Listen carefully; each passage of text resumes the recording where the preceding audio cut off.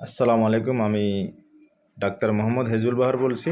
সবাই কেমন আছেন? আশা করি আল্লাহ পাকের রহমতে সবাই ভালো আছেন।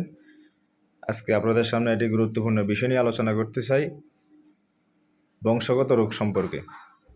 বংশগত রোগের চিকিৎসা কী, কীভাবে আমরা বংশগতভাবে রোগ পেয়ে থাকি।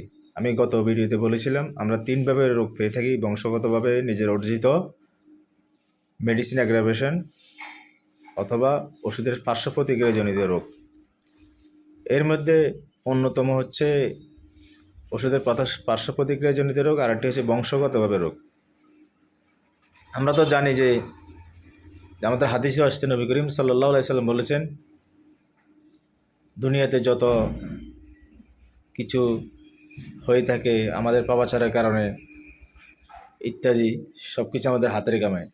একটা শিশু যখন দুনিয়াতে আসে, সে তো নিষ্পাপ, সে তো অনেক সময় অ্যালার্জি নিয়ে আসে, টিউমার নিয়ে আসে, ইত্যাদি অসুখ নিয়ে আসে।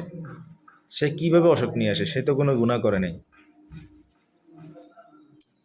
যেমন আমরা মনে করি, একটা শিশু যখন দুনিয়াতে আসে, সে পূর্বপুরুষের আচার আচরণ, চেহারা ইত্যাদি নিয়ে আসে না, সেই পূর্বপুরুষের রোগের উপাদানগুলোও নিয়ে আসে।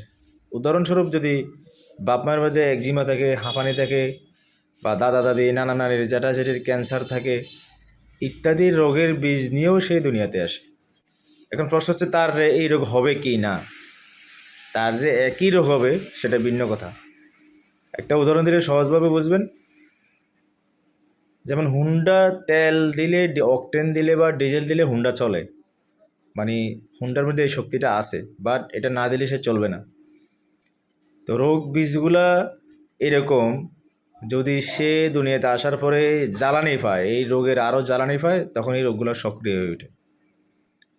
এখন এই রোগের চিকিৎসা কোন ফ্যাটিতে আছে, বংশগত রোগের কোন ফ্যাটিতে এর চিকিৎসা হয়ে থাকে, জেনেটিক চিকিৎসা হয়ে থাকে, এই সম্পর্কে আমরা ইনশাল্লাহ সামনের ভিডিওতে বিস্তারিত আলোচনা করার চেষ্টা করব। সবাই দোয়া করবেন।